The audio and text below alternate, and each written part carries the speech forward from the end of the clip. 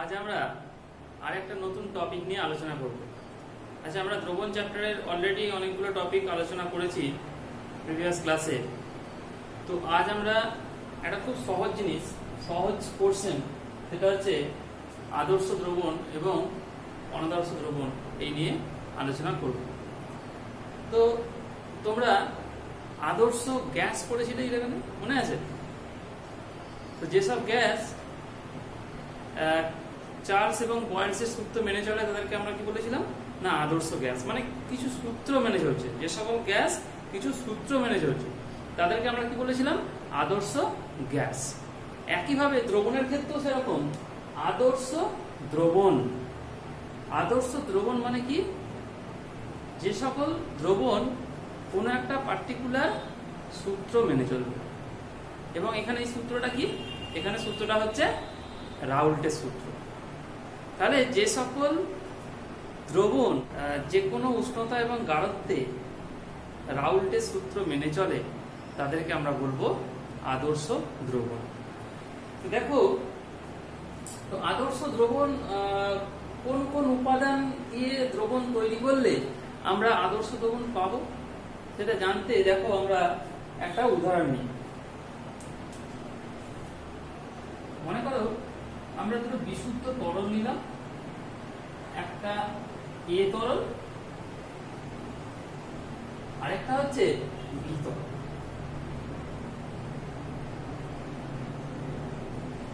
এখন এই এ তরল,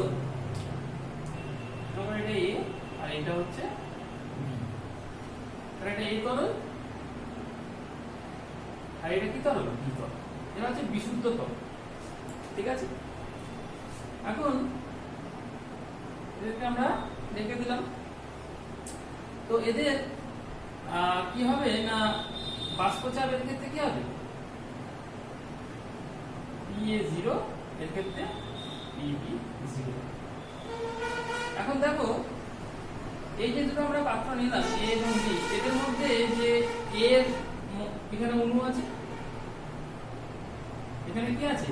A এর অণু আছে। আর এখানে কার অণু আছে? এখানে অবশ্যই B এর অণু আছে।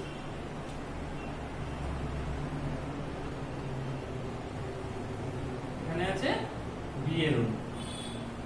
এখন তাহলে A এর মধ্যে কি কি ইন্টারঅ্যাকশন আছে? দেখো A যেহেতু এখানে শুধুমাত্র A অণু আছে, তাই এখানে আমরা কি পাবো?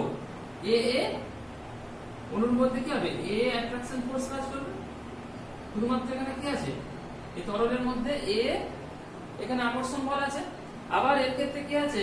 যেহেতু এখানে শুধু B অণু আছে, তাহলে BB এখানে আকর্ষণ বল আছে। বোঝা যাচ্ছে? এখন দেখো এই বিশুদ্ধ তরল দুটো নিয়ে যদি আমরা দ্রবণ তৈরি করি, মনে করো দ্রবণটা, মনে করো এটা একটা A এবং B দুটোকে আমরা মিশিয়ে দিলাম। এখানে কি কি আছে? এখানে B এর অণু আছে, তার সঙ্গে A এর অণু আছে।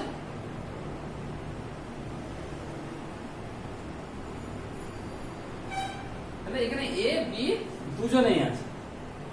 তার মানে যখনই দ্রবণটা তৈরি হবে তখনই A এবং B এর মধ্যে একটা আকর্ষণ বল সৃষ্টি হবে, সেই জন্য তারা পুরোপুরি মিশে যাবে এবং দ্রবণ তৈরি করবে। তাহলে এখানে যে অ্যাট্রাকশন ফোর্সটা পাবো সেটা কি? AB attraction force. AB attraction force. তাহলে যখন দ্রবণ তৈরি হলো সেখানে আমরা কত রকম ফোর্স দেখতে পাচ্ছি? একটা হচ্ছে একটা আগে থেকে যখন A B আলাদা আলাদা ছিল তখন তাদের মধ্যে A B ইন্টারঅ্যাকশন ছিল বা অ্যাট্রাকশন ফোর্স ছিল। যখন A এবং B কে আমরা মিশিয়ে দিলাম, দ্রবণ তৈরি করলাম, তখন আরেকটা অ্যাট্রাকশন ফোর্স জেনারেট হলো। সেটা কি না AB অ্যাট্রাকশন ফোর্স। এখন এই দ্রবণটা আদর্শ দ্রবণ তখনই হবে যদি এই তিনটে অ্যাট্রাকশন ফোর্স সমান হয়। অর্থাৎ A আকর্ষণ বল সমান BB আকর্ষণ বল সমান হচ্ছে AB আকর্ষণ বল। এই তিনটে আকর্ষণ বল যদি সমান হয়ে যায় তখনই আমরা কি বলবো? এই দ্রবণটা আদর্শ দ্রবণের ন্যায় আচরণ করবে। এখন দেখো তাহলে এই ফোর্সগুলো একই হতে গেলে কি হতে হবে, এ এবং বিবি বা সরি এ এবং বি অণুগুলোর মধ্যে কি রকম সাদৃশ্য থাকা দরকার যাতে এই আকর্ষণ বলগুলো একই রকম হবে।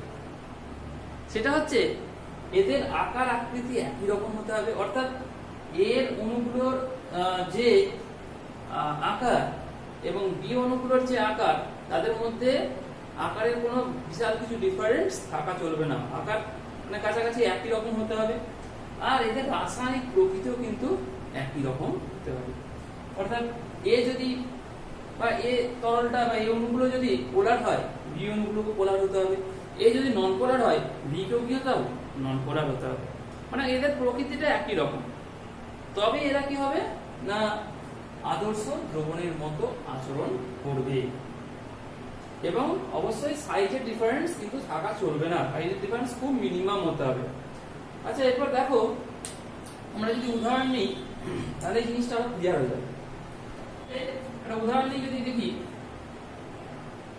N hexane CH3 CH2 CH2 CH2 CH2 CH, এটা হচ্ছে এন হেক্সেন। আরেকটা নেই এন হেক্সেন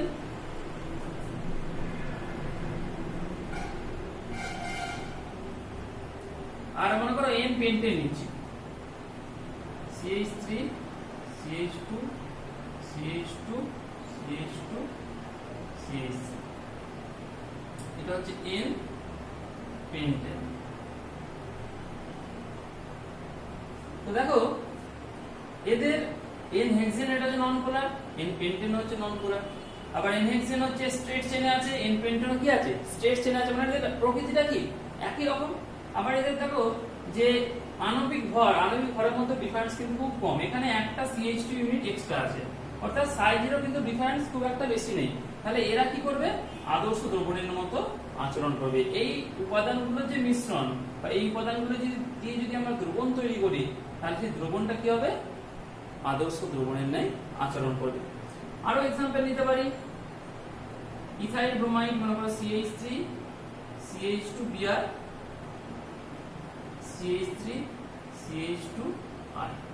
এখানেও দেখো এখানে কি আছে, এটা হ্যালোজেন এটাও হ্যালোজেন, এই হ্যালোজেন গুলোর মধ্যে কিন্তু সাইজের কিন্তু ডিফারেন্স খুব একটা বিশাল কিছু নেই, অর্থাৎ এরা কি না আদর্শ দ্রবণের মতো আচরণ করবে। আরো এক্সাম্পল নিতে পারি, বেনজিন টলুইন C6H6 আর হচ্ছে C6H5CH3।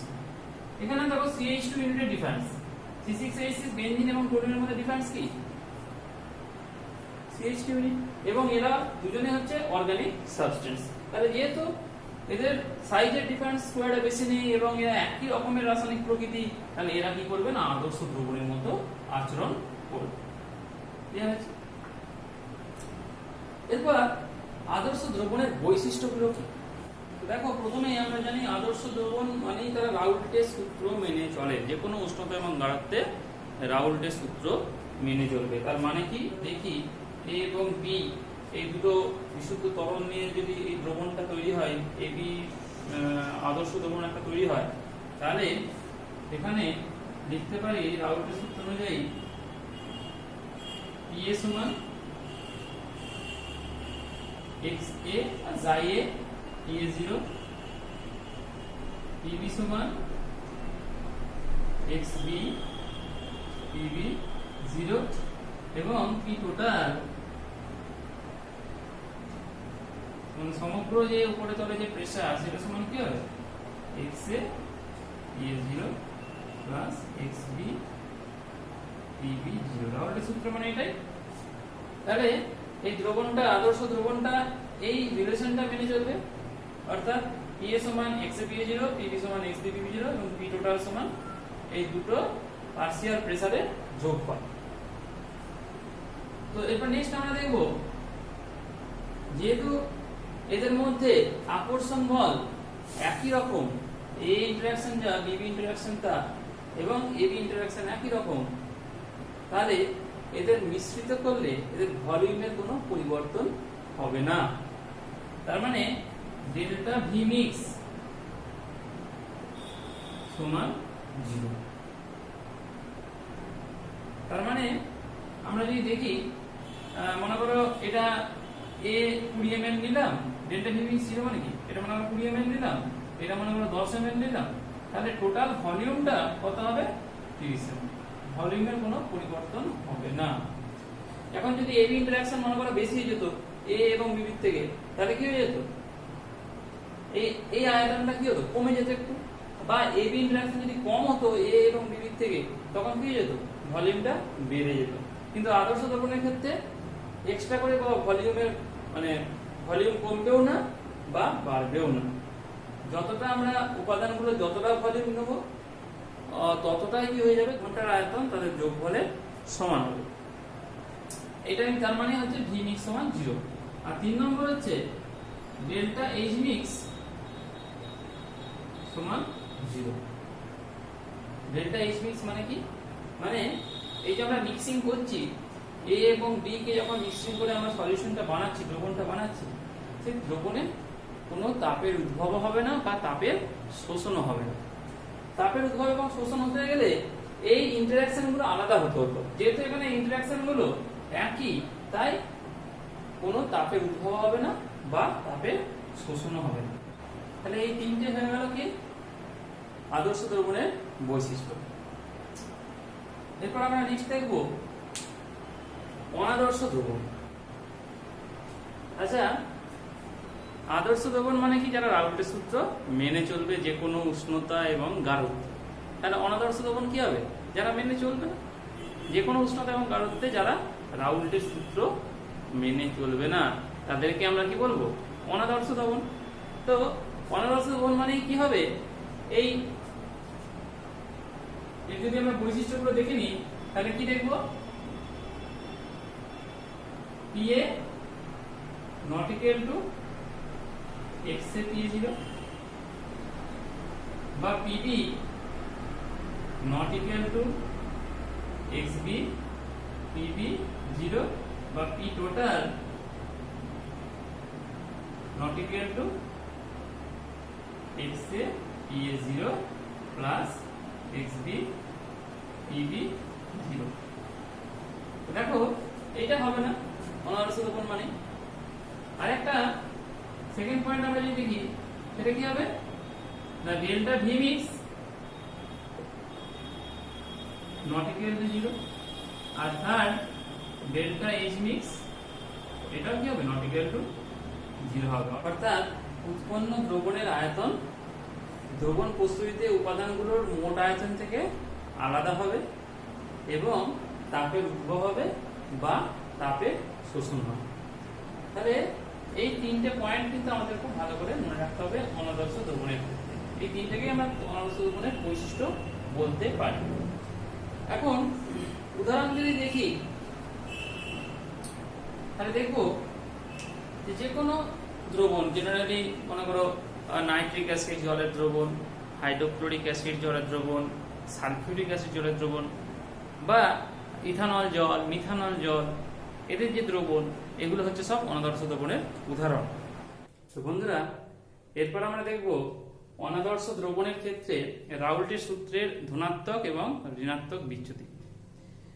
তো তার মানে কি, রাউল্টের সূত্র থেকে যে বাষ্পচাপ পাওয়া গেছিল দ্রবণটা, তার থেকে যদি বাষ্পচাপ বেশি হয় তখনই আমরা বলবো কি রাউল্টের সূত্রের ধনাত্মক বিচ্যুতি ঘটেছে।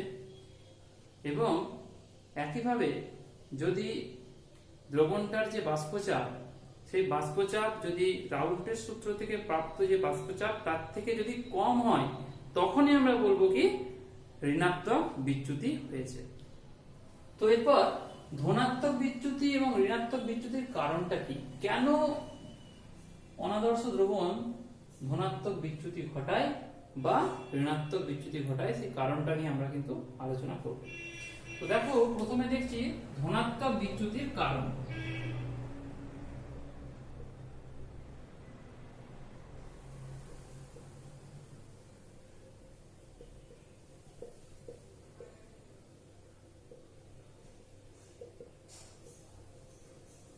এই ধনাত্মক বিচ্যুতি বা ঋণাত্মক বিচ্যুতি কার সঙ্গে সম্পর্কযুক্ত না, বাষ্পচাপের সঙ্গেই সম্পর্কযুক্ত। বাষ্পচাপ বেশি হলে মানে রাউটের সূত্র থেকে প্রাপ্ত বাষ্পচাপ অপেক্ষা যদি বাষ্পচাপ বেশি হয় দ্রবণটা, তখনই সেটা ধনাত্মক বিচ্যুতি দেখাবে। এরপর কখন বাষ্পচাপ বেশি দেখাবে সেটা আমাদের জানতে হবে। মনে করছি এই এ এবং বি এই দুটো পদার্থ নিয়ে বা দুটো বিশুদ্ধ তরল নিয়ে আমরা একটা দ্রবণ তৈরি করলাম, এবং এই দ্রবণটার বাষ্পচাপ আমাদের কি হবে না, যদি ধনাত্মক বিচ্যুতি দেখায় তার মানে কি এই দ্রবণটার যে বাষ্পচাপ সেটা রাউল্টের সূত্র থেকে যে বাষ্পচাপ পাওয়া গেছে তার থেকে বেশি হবে। এখন দেখো যখনই আমরা এ এবং বি কে মিশ্রিত করলাম, তাহলে তিনটে আকর্ষণ বল এখানে থাকছে। একটা হচ্ছে প্রথম থেকে এ আকর্ষণ ছিল, বিবি আকর্ষণ এগুলো ছিল যখন দুটো বিশুদ্ধ তরল নিয়েছিলাম, এবং যখনই মিশ্রিত করলাম এ বি কে, তখন আমাদের নতুন একটা আকর্ষণ বল এ বি সৃষ্টি হলো।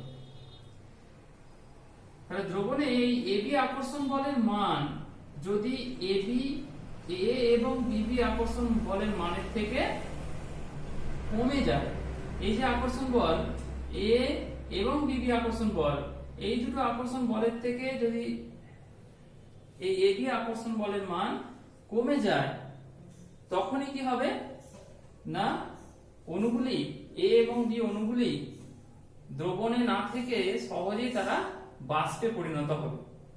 তো বেশি পরিমাণে বাষ্প তৈরি হওয়া মানে কি তার বাষ্পচাপ বেশি হবে, আর বাষ্পচাপ বেশি মানে কি তখন সেটা রাউলের সূত্রের ধনাত্মক বিচ্যুতি ঘটাবে।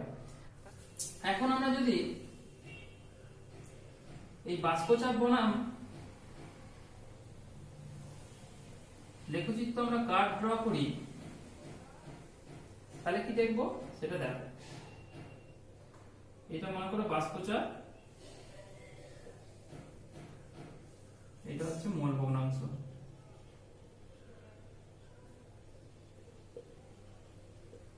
এখন আমরা এই বাষ্পচাপ বনাম মোল ভগ্নাংশের একটা লেখচিত্র ড্র করবো। কার ক্ষেত্রে না, ধনাত্মক বিচ্যুতির ক্ষেত্রে।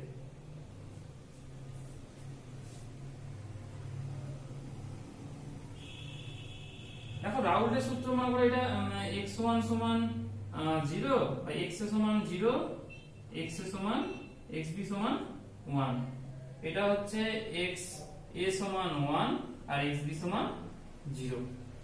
তাহলে আমরা যখন x সমান 0 এবং x সমান 1, তাহলে কার্ভটা এরকম পাবো। আর এটা হচ্ছে রাউলের সূত্র থেকে আমরা জানি।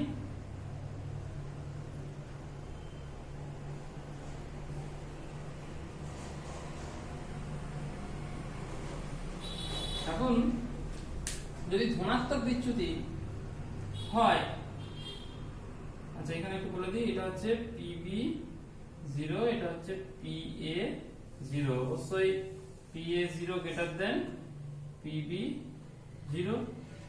তো এইটা হচ্ছে রাউলের সূত্র থেকে প্রাপ্ত যে বাষ্পচাপ, টোটাল বাষ্পচাপ তার কার্ভ। এটা হচ্ছে P টোটাল সমান PA0, P টোটাল সমান PA প্লাস PB ছিল এটা। তো ধনাত্মক বিচ্যুতি মানে কি, আমরা উত্তর একটা কার্ভ, উত্তর একটা কার্ভ এরকম। এটার ক্ষেত্রে আমরা পাচ্ছি P total greater than PA plus PB। একইভাবে যদি আমরা এ তরলটার ক্ষেত্রে এবং দ্রবণে এ তরলটার বাষ্পচাপের যদি আমরা দেখি, এটার ক্ষেত্রে কি হবে, এইটার ক্ষেত্রে আমরা পাবো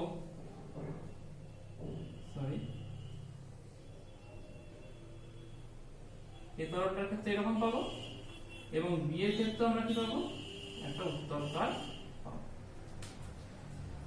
তো এটা হয়ে গেল, তাহলে আমরা একটা উত্তর কার্ভ পাচ্ছি। টোটাল কাজ কি উত্তর মানে কি, এখানে টোটাল যে প্রেসারটা সেটা রাউল্টের প্রাপ্ত বা ধনাত্মক বিচ্যুতির ক্ষেত্রে রাউল্টের সূত্র থেকে যে বাষ্পচাপ পাচ্ছি তার থেকে বেশি হচ্ছে।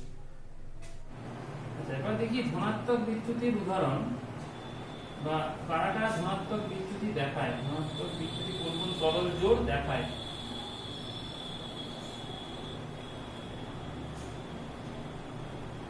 দেখো ধনাত্মক বিচ্যুতির উদাহরণ যদি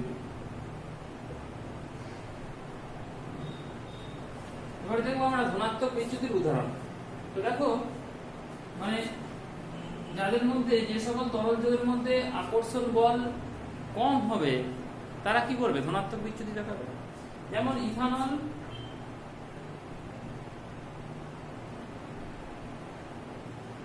ও অ্যাসিটোন। ইথানলের মধ্যে কি আছে, হাইড্রোজেন বন্ধন আছে, ওদের অণুগুলোর মধ্যে স্ট্রং ইন্টারমলিকুলার হাইড্রোজেন বন্ধন আছে, এবং একইভাবে অ্যাসিটোনের মধ্যে কি আছে, ডাইপোলার অ্যাট্রাকশন আছে। তো যখন এই ইথানলের মধ্যে আমরা অ্যাসিটোনকে দেবো, তো ইথানলের অণুগুলোর মধ্যে কে চলে আসবে, অ্যাসিটোন চলে আসবে। তো অটোমেটিক্যালি কিছু পরিমাণে হাইড্রোজেন বন্ধন ভেঙে যাবে, স্ট্রং হাইড্রোজেন বন্ধনটা ভেঙে যাবে, অর্থাৎ ইথানলগুলো দ্রবণ থেকে সহজেই বাষ্পীভূত হতে থাকবে। ফলে ইথানল বা অ্যাসিটোন দুজনেই বাষ্পীভূত থাকবে, অর্থাৎ দ্রবণের যে বাষ্পচাপ রাউলের সূত্র থেকে যে বাষ্পচাপ তার থেকে বেশি হবে। একইভাবে আরো এক্সাম্পল আছে, যেমন মিথানল জল CH3OH প্লাস H2, এইসব তরল জল কি করে না, ধনাত্মক বিচ্যুতি দেখায়। একইভাবে ইথানল জল, acetone, carbon disulphide, CH3CO, CH3 acetone plus CH2, এই সকল আরো অনেক এক্সাম্পল আছে যারা ধনাত্মক বিচ্যুতি দেখায়। নেক্সট আমরা দেখব ঋণাত্মক বিচ্যুতির কারণ। এবার আমরা ঋণাত্মক বিচ্যুতির কারণ নিয়ে আলোচনা করব। মনে করি দুটো বিশুদ্ধ তরল নিলাম, একটা হচ্ছে C আর একটা কি D। এদেরকে যখন মিক্সড করলাম আমরা একটা অনাদর্শ দ্রবণ পেলাম, এর ক্ষেত্রে কতগুলো ইন্টারঅ্যাকশন থাকবে। দেখো যখন বিশুদ্ধ C এবং D ছিল তখন তাদের মধ্যে CC ইন্টারঅ্যাকশন ছিল এবং D এবং D ইন্টারঅ্যাকশন ছিল। যখনই এদেরকে মিক্সড করে দ্রবণটা তৈরি করলাম তখনই এখানে আরেকটা ইন্টারঅ্যাকশন স্টার্ট হলো, সেটা হচ্ছে CD ইন্টারঅ্যাকশন, এবং এই জন্যই কি হলো, এরা দুজনে একে অপরের সঙ্গে মিশ্রিত হলো। এখন এই CD ইন্টারঅ্যাকশনের মান বা CD আকর্ষণ বলের মান যদি CC এবং BD আকর্ষণ বলের থেকে বেশি হয়ে যায় তখন C এবং D অণুগুলোর দ্রবণে থাকার প্রবণতা বাড়বে। তার থেকে না বাষ্পে যাওয়ার থেকে। তো বাষ্পে যদি এরা কম যেতে চায় তার মানে কি হবে, এদের যে বাষ্পচাপটা, দ্রবণটার যে বাষ্পচাপ কম হবে, মানে রাউলের সূত্র থেকে প্রাপ্ত যে বাষ্পচাপ তার থেকে কি হয়ে যাবে, কমে যাবে। তার মানে আমরা কি বিচ্যুতি পাবো, রাউলের সূত্রে সেক্ষেত্রে আমরা ঋণাত্মক বিচ্যুতি পাবো। তাহলে আমরা যদি এই দ্রবণটার ক্ষেত্রে আমরা বাষ্পচাপের সঙ্গে যদি মোল ভগ্নাংশের একটা কার্ভ করি তো কার্ভটা কি রকম পাবো সেটা আমরা দেখি। চলো, xc সমান 0, xd সমান হচ্ছে 1। একইভাবে এখানে xc সমান 0 মানে এখানে কি হবে, xc সমান 1 আর xd সমান 0। তাহলে এটা মনে করো c এর ম্যাক্সিমাম, c যখন xc সমান 1 তার মানে কি এখানে এটা হচ্ছে পিওর c, তার মানে এটা pc0। এটা মনে করো pd সমান 1 মানে কি, এটা হচ্ছে pd0।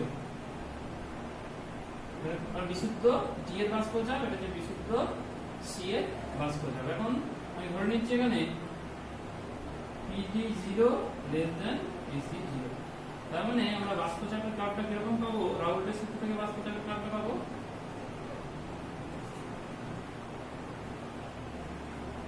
এরকম স্ট্রেট লাইন পাবো, এবং এর পার্সিয়াল যে বাষ্পচাপের কার্ভগুলো এবং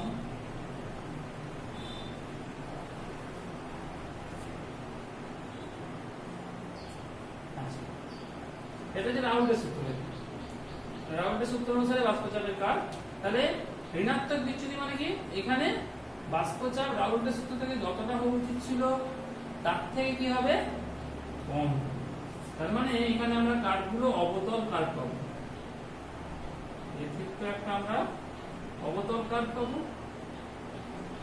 আচ্ছা, এইটার ক্ষেত্রে একটা আমরা অবতল কার্ভ পাবো, এর ক্ষেত্রে একটা অবতল কার্ভ পাবো।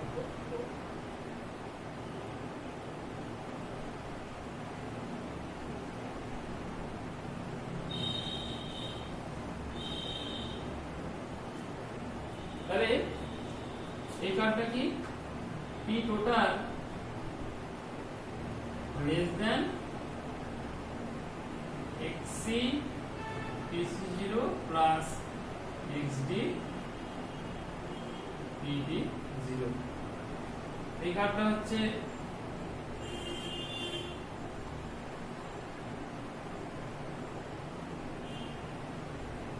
pd less than xd pd0 আর এটা হচ্ছে pc less than xc pc0। তাহলে এই হয়ে গেল ঋণাত্মক বিচ্যুতির ক্ষেত্রে বাষ্পচাপ বনাম মোট ভগ্নাংশের বিচ্যুতি। অবশ্যই কার্ভটা আমরা কি রকম পাবো, রাউলের সূত্রে যে স্ট্রেট লাইন পাই তার থেকে আমরা অবতল কার্ভ সবসময় কম হবে, বাষ্পচাপ কম হবে, এটা আমাদের মনে রাখতে হবে। এবার আমরা ঋণাত্মক বিচ্যুতির উদাহরণ দেখব। তো ঋণাত্মক বিচ্যুতির উদাহরণ মানে কি, যখন তরল জোড়গুলোর মধ্যে আকর্ষণ বল তাদের বিশুদ্ধ অবস্থায় যে আকর্ষণ বল তার থেকে বেশি হবে। যেমন যে কোনো অ্যাসিড এবং জলের মিশ্রণ, অ্যাসিড জলীয় দ্রবণে কি করে, আয়ন তৈরি করে। তো আয়ন তৈরি করা মানে আয়নগুলোর মধ্যে কি হবে, strong inter ionic attraction force কাজ করবে, ফলে তারা সহজে কোথায় যাবে না, বাষ্পে যাবে। যেমন আমরা এক্সাম্পল যদি নিই, 1 নম্বর জল এবং ইথান, জল এবং এই যে নাইট্রিক অ্যাসিডের দ্রবণ। তো কি হয়, জলের সঙ্গে নাইট্রিক অ্যাসিড এই NO3, এটা হচ্ছে অ্যাকুয়াস, যখন জলের সঙ্গে জলের মধ্যে আমরা দেবো এই NO3 তখন কি হবে, এটা H3O প্লাস আয়ন এবং NO3 মাইনাস আয়ন তৈরি করবে। এই আয়নগুলোর মধ্যে কি হবে, স্ট্রং ইন্টারমলিকুলার ইন্টারআয়নিক অ্যাট্রাকশন কাজ করবে। এই স্ট্রং ইন্টারআয়নিক অ্যাট্রাকশনের জন্য এরা সহজে বাষ্পে যেতে চাইবে না, অর্থাৎ এরা ঋণাত্মক বিচ্যুতি দেখাবে। আর অন্যান্য অ্যাসিড যদি আমরা দেখি, যেমন H2O প্লাস H2SO4, 3 নম্বর H2O প্লাস HCl, এদের জলীয় দ্রবণ, এরা কিন্তু এই ঋণাত্মক বিচ্যুতি উদাহরণ। তাছাড়া আরো এক্সাম্পল আছে, যেমন অ্যাসিটোন CH3 COCH3 আর ক্লোরোফর্ম CHCl, এরাও কিন্তু কি হবে, ঋণাত্মক বিচ্যুতি দেখায়। কারণ ইনিশিয়ালি যখন এরা বিশুদ্ধ অবস্থা ছিল, অ্যাসিটোন এবং ক্লোরোফর্ম, অ্যাসিটোনের মধ্যে কি ডাইপোলার ইন্টারঅ্যাকশন ছিল CO গ্রুপের জন্য, আর ক্লোরোফর্মের ক্ষেত্রে তো CCl3 ছিল, তাহলে এখানেও ডাইপোলার ইন্টারঅ্যাকশন ছিল। কিন্তু যখন এই দুটোকে আমরা মিক্সড করে দিচ্ছি, তখনই কি পাচ্ছি আমরা, CH3 একটা হাইড্রোজেন বন্ধন ডেভেলপ হচ্ছে। দেখো CH3CO CH3,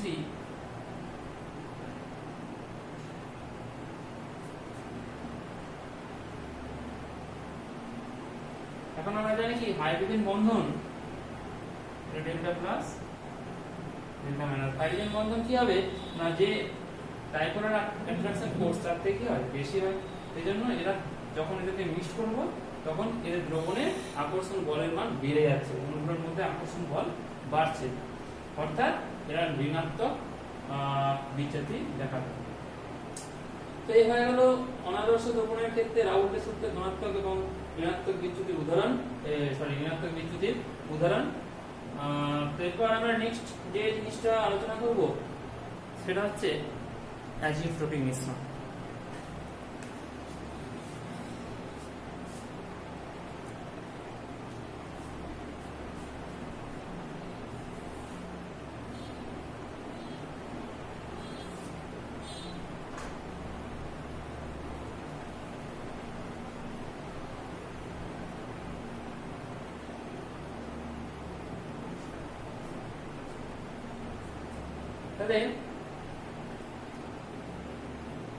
আজ আমরা আদর্শ দ্রবণ এবং অনাদর্শ দ্রবণ সম্বন্ধে জানলাম। তো বন্ধুরা, এরপর আমরা দেখব যে অ্যাজিওট্রপিক মিশ্রণ কি। তো অ্যাজিওট্রপিক এই কথাটা একটা গ্রিক ওয়ার্ড থেকে এসেছে, যেখানে azeotropic, a means no, zeo means boil, আর টপিক এই কথাটা স্ট্রোক থেকে, মানে টার্নিং, অর্থাৎ no change in boiling in composition,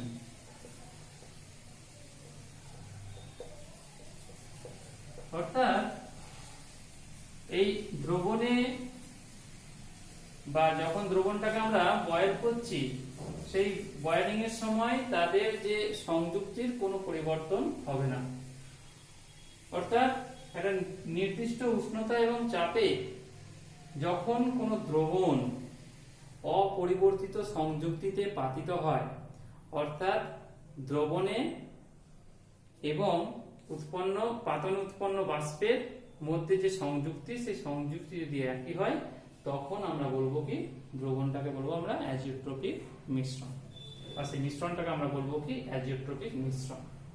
যেমন আমরা ইথানল এবং জলের ক্ষেত্রে দেখি তাদের একটা নির্দিষ্ট সংযুক্তিতে তারা একই সঙ্গে পাতিত হয়, অর্থাৎ তাদের দ্রবণে যে সংযুক্তি থাকে বাষ্পতেও কিন্তু সেই সংযুক্তি একই হয়। তো এই অ্যাজিওট্রপিক মিশ্রণ দু ধরনের হতে পারে। একটা আমরা দেখব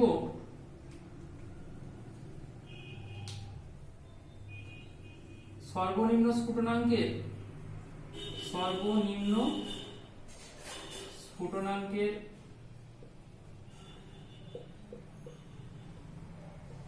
অ্যাজিওট্রপিক মিশ্রণ,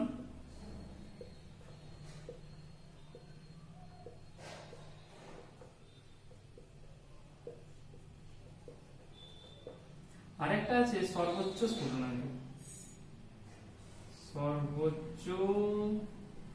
স্ফুটনাঙ্কের অ্যাজিওট্রপিক মিশ্রণ। এবার আমরা সর্বনিম্ন স্ফুটনাঙ্কের অ্যাজিওট্রপিক মিশ্রণ নিয়ে আলোচনা করব।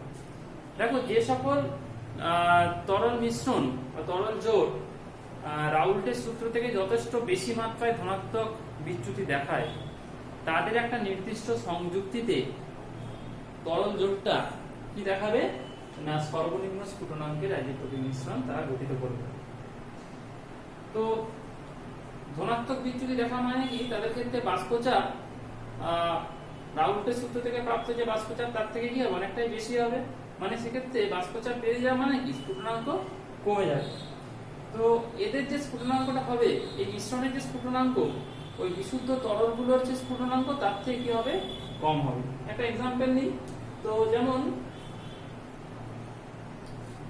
95.6% ইথানলের জলীয়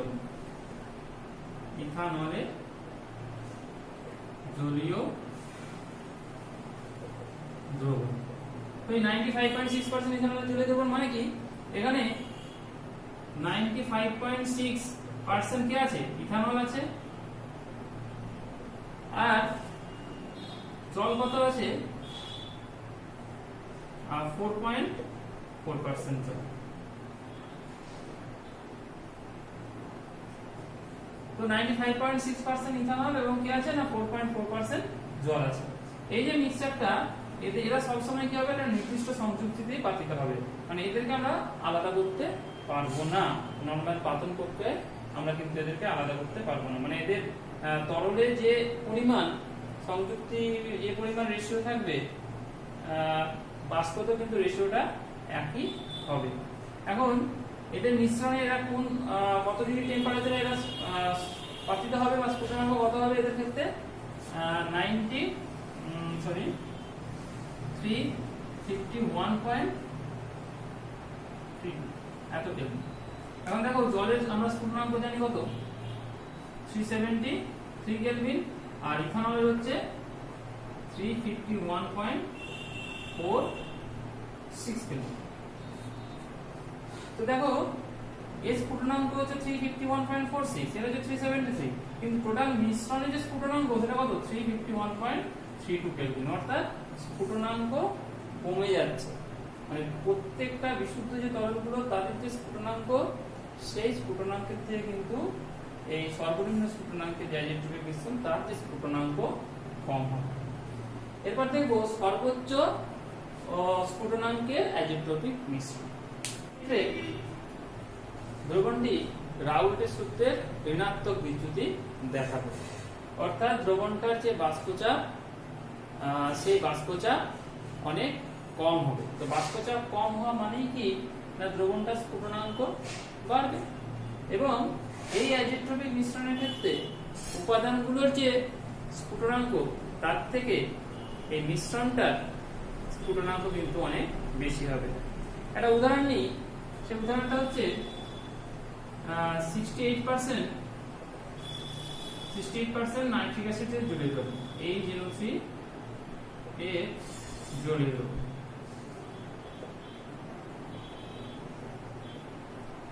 দেখো 68% HNO3 মানে এখানে 68% কে আছে, HNO3 আছে, আর জল কত আছে 32%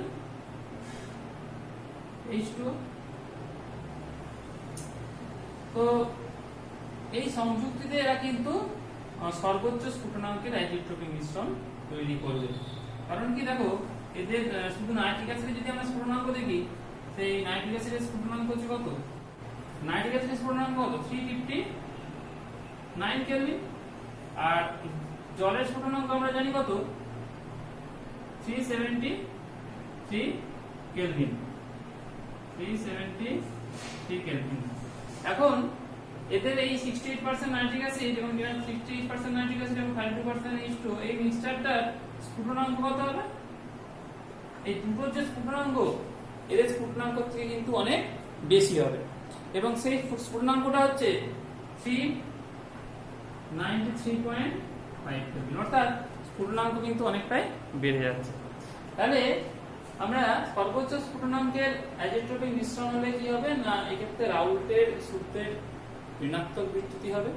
যেসব দ্রবণ রাউল্টের সূত্রে ঋণাত্মক বিচ্যুতি দেখায় তারা সর্বোচ্চ স্ফুটনাঙ্কের অ্যাজিওট্রপিক মিশ্রণ তৈরি করবে, এবং এই মিশ্রণটার যে স্ফুটনাঙ্ক সেটা ওর উপাদানগুলোর যে স্ফুটনাঙ্ক তার থেকে বেশি হবে। তো আজকে এই পর্যন্তই। আমরা নেক্সট দিন আমরা কোয়ালিটেটিভ প্রপার্টি নিয়ে আলোচনা করব।